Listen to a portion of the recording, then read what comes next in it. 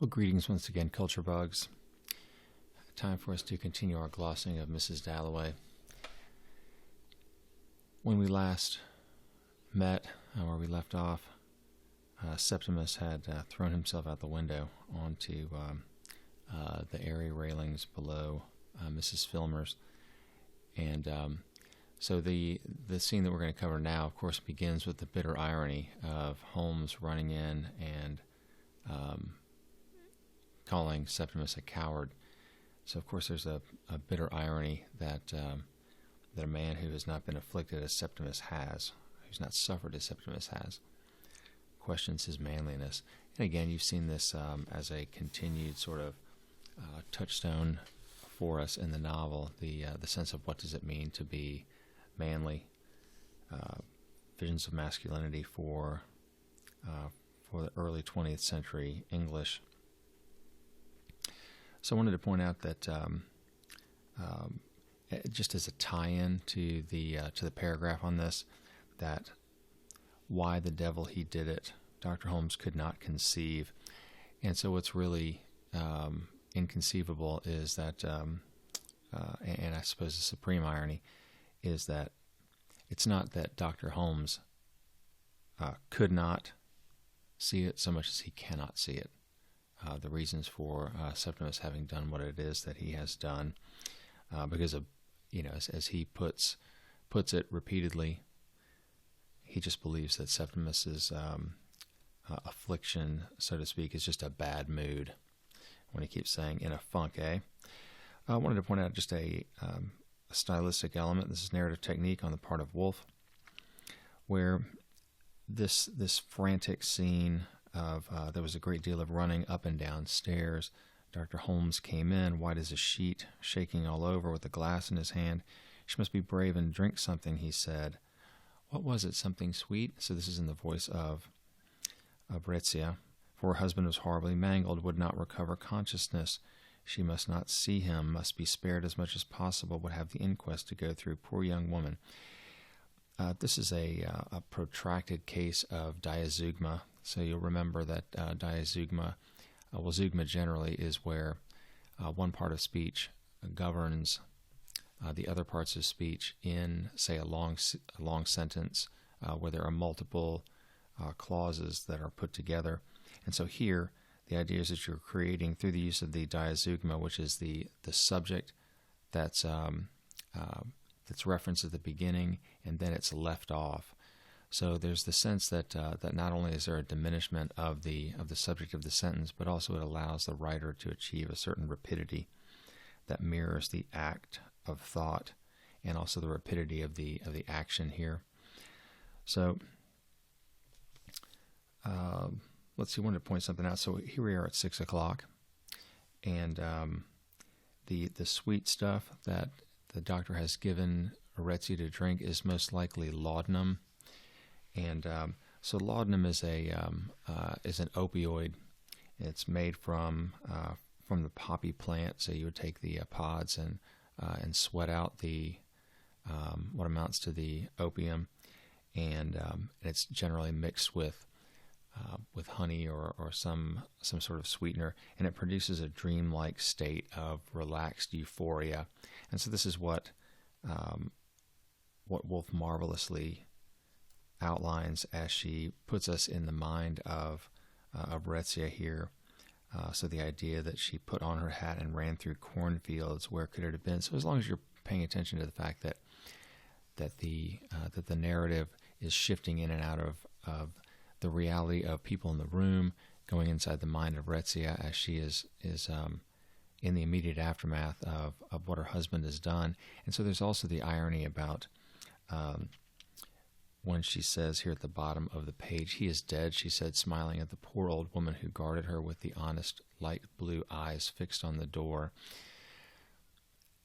So on one level you look at that and you say, well, the heartless woman smiling at the death of her husband, and yet it's clear that she knows that he had suffered.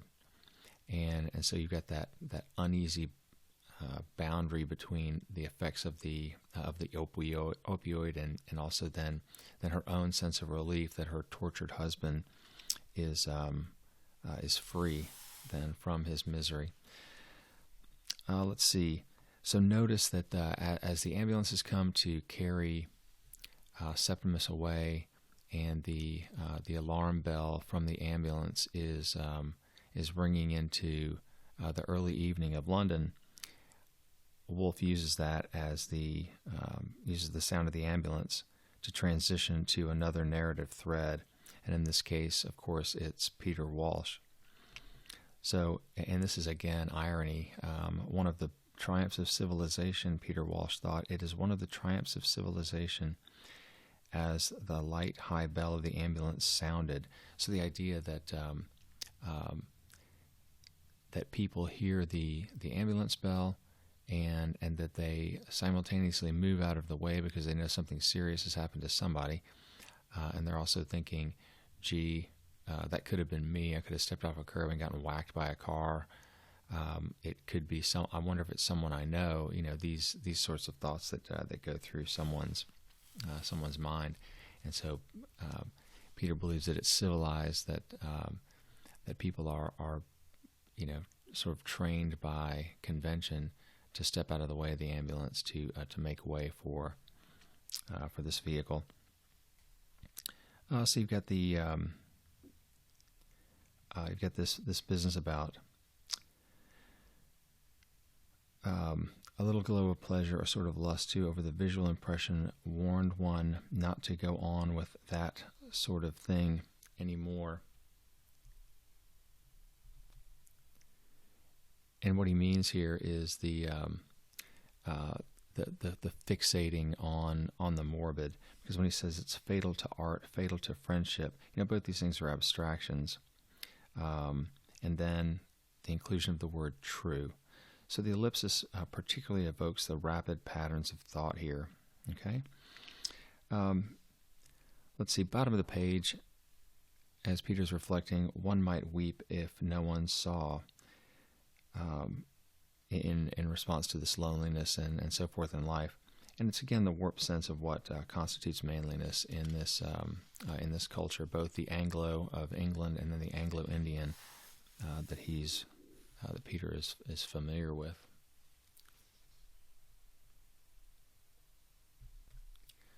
So Peter states that his susceptibility to his willingness to express emotion had been his undoing in Indian society. Not weeping at the right time or laughing either. He says, I have that in me, he thought, standing by the pillar box, which could now dissolve in tears. So as he's contemplating the person who is in the ambulance, whether they are grievously wounded or dead, he can empathize with other people. And again, I think it's one of the endearing qualities of Peter Walsh. But he mentions that he's standing by the pillar box. And so I'm going to go ahead and show you a picture of what a pillar box looks like. So if I can alter it, I'm not sure it's great. But anyway, this is a picture of a pillar box then in London, and it's just a standalone red mailbox. Okay, so when you talk about pillar box, that's what you're to visualize. Okay, let's see. So I'm going to go ahead and push down here to the bottom of the page, and just a nice cluster of figures of repetition here. So he's again moved into reflection on his younger days with Clarissa, and he says, Clarissa had a theory in those days. They had heaps of theories, always theories as young people have. It was to explain the feeling they had of dissatisfaction, not knowing people, not being known, for how could they know each other? You met every day, then not for 6 months or years. It was unsatisfactory, they agreed, how little one knew people. Okay, and so what you've got there is that, look at that protracted polyptoton. You've got knowing, known, know, and knew. And Woolf does this to accentuate the idea. Again, it's form follows function, where she's using these devices in an effort to make manifest the point of how impossible it is to truly know another person, even those that we believe are our friends. Because a lot of times friendship is just around mutual likes, or there's something about that person that you find cheery or or they meet a need that you have, or they have some part of their personality that you wish you had, and so you want to be around it, or something of that nature. And so Peter's point, I think, is well taken. So then you've got the polyptoton and diacope for emphasis here. Okay, theories, always theories. So there's your elaborative diacope. All right, and then here at the bottom, of course, you've got the epizeuxis for vehemence when they're riding the bus, and she, that's Clarissa, felt herself everywhere, not here, here, here, and she tapped the back of the seat, but everywhere. Okay. Let's see. So that to know her or anyone, top of page 153, one must seek out the people who completed them, even the places. So that's the point that I just made a second ago. Okay. Odd affinity she had with people she had never spoken to. Some woman in the street, some man behind a counter, even trees or barns. So again, it speaks to the uniqueness and the complexity of human experience. So the anaphora here as a sense of emphasis to the randomness of one's acquaintance. Okay, let's see. This is I want you to point out as he's again in reflection, and he's thinking about what are the things that bring up associations for us. And as we have talked about before in class, the sense of smell, so the olfactory image is one that is most closely associated with memory. So it's the reason that we talked about this before, why one would bake bread a few hours in advance of having an open house for a home that you're trying to sell, because it evokes, generally speaking, positive memories in the minds of people, even if they have not in their past had someone who baked bread. But it could be baking of cookies or baking just in general speaks a certain domestic quality, a domestic tranquility. And so here, so Sally Seton, generous, enthusiastic goose, thought of him when she saw blue hydrangeas. She had influenced him more than any person he had ever known. This is Peter reflecting on Clarissa. So what I want to note for you at this point is that this is the exact counterpoint to what Clarissa said about him. And so Woolf is suggesting then, I think, that we cannot often live with day to day those we most love, that there's just too much emotion to bear. Okay, let's see. So again, in his reflections, all these figures of repetition. So she and Clarissa and Peter, when he says they tramped miles along roads, she would break off to get her bearings, pilot him back across country. This is when they were at Bourton in the summers. And all the time they argued, discussed poetry, discussed people, discussed politics. So this is the anaphora being used for emphasis. Okay. Then I'm probably going to have a question here for you on this one. Then after dinner, old Breitkopf would open the piano and sing without any voice, and they would lie sunk in armchairs, trying not to laugh, but always breaking down and laughing at nothing. So it's epizeuxis, but it's also kind of in combination with elaborative diacope. They're laughing at nothing. So I might ask you a question about what does it mean for one to sing without any voice, and I might ask a question about who in our recent readings is someone who sings with no voice, and of course that would be Mary Bennett. And to have no voice means no real the ability to, as they say, carry a tune, to be on tune, and then to have enough power to carry the vocal quality of the song that's being sung. Okay, let's see.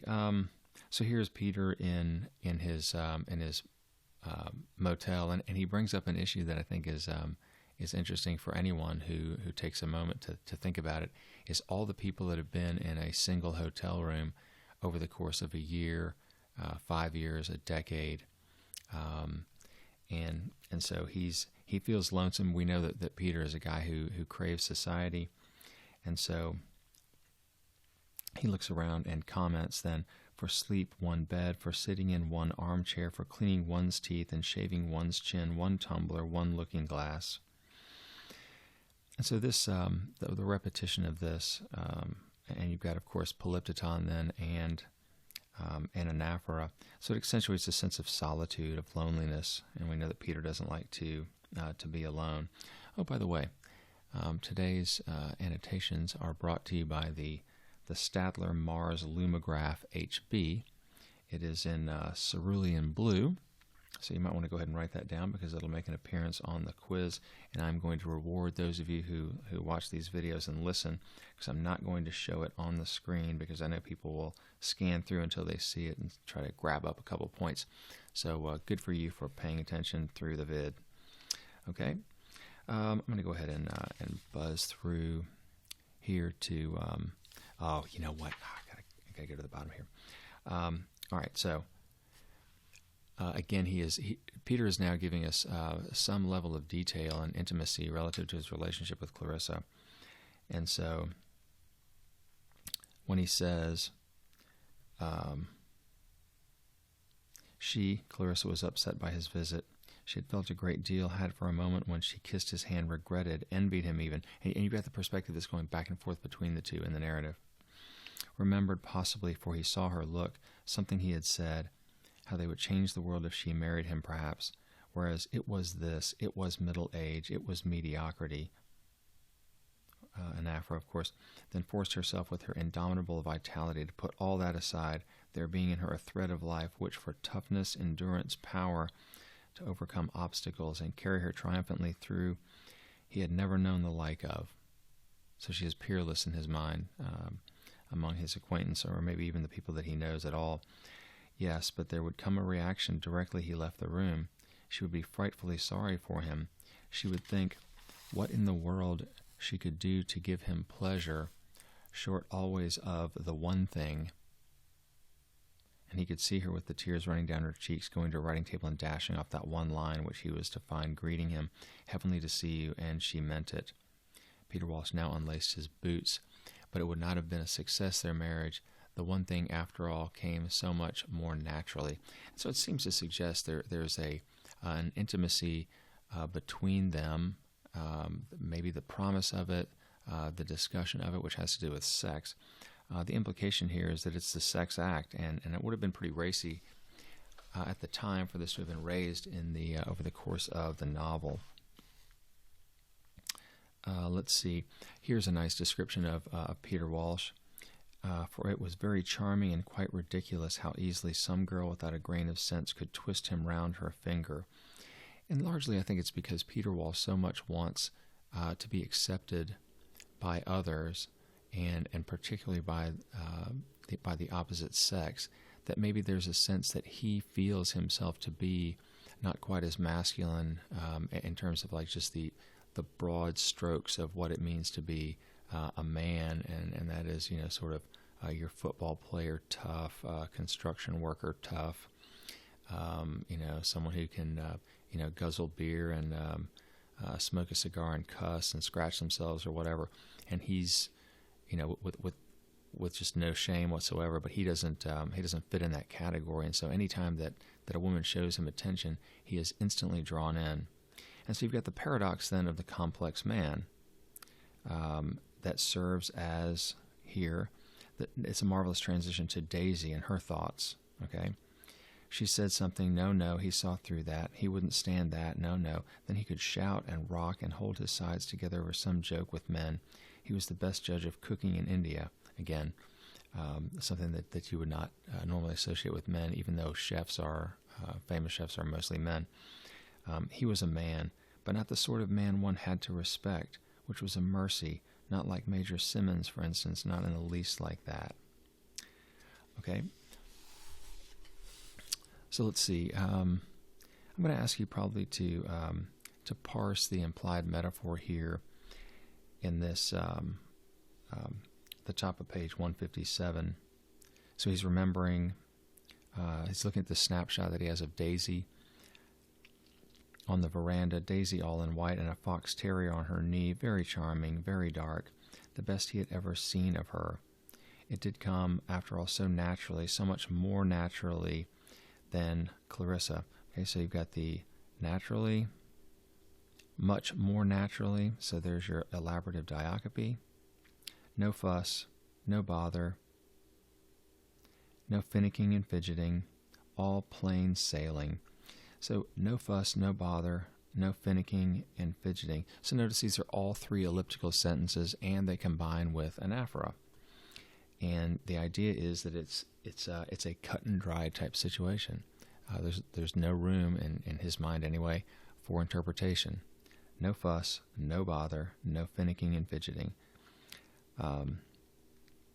So this is, and we're going to find out in a certain way why, because she's so much younger than he is. And so here's the epiphany. Of course, she would give him everything, she cried. She had no sense of discretion. This is his thought. Everything he wanted, she cried, running to meet him, whoever might be looking. And she was only 24. There we go. And she had 2 children. Well. So in addition to the epizeuxis, you've got the ellipsis. Okay, so the epizeuxis plus the ellipsis, which is to indicate then another transition into a section. So, well, indeed, he had got himself into a mess at his age. Right, so dude's 52 years old, okay, and he has got himself mixed up with a 24-year-old woman and 2 kids. Okay. Let's see. So he's thinking about what he's going to do that night. He might go to Clarissa's party, or he might go to one of the halls, or he might settle in and read an absorbing book. The repetition there, the anaphora, is designed to suggest all the choices that he has. And so I'm going to say this again. I'm probably not finished saying it. But whenever you run up against these devices, you're asking yourself the question, what's the effect of them? Because she's not doing it at random. There's some elements or some instances where she's doing it for the rhythm of the text.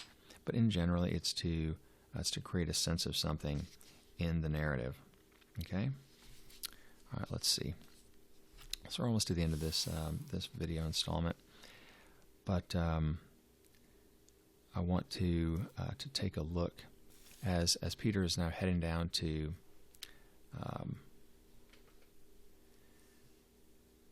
go to have dinner. Okay, and I'm gonna read this long sentence. It's about 136 words with extended diacope and epizeuxis here at the end.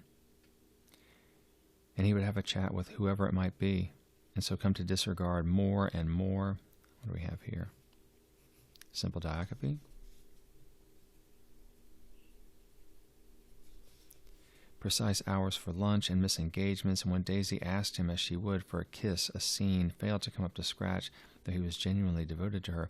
In short, it might be happier, as Mrs. Burgess said, that she should forget him, or merely remember him as he was in August 1922, like a figure standing at the crossroads at dusk, which grows more and more remote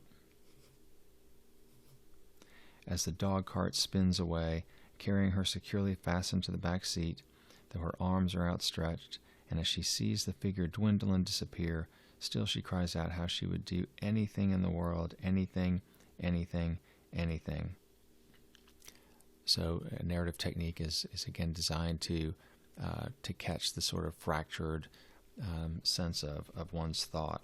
Okay, and so pushing down here to the bottom of the page, he says he never knew what people thought. So this is supposed to stand in stark contrast to the scene at Lady Bruton's, where the omniscient narrator reveals that Lady Bruton and Hugh and Richard all think the same thing of Peter, which is that he's just not the kind of guy who you can trust to put in a significant role. He's weak in terms of his attachments for women.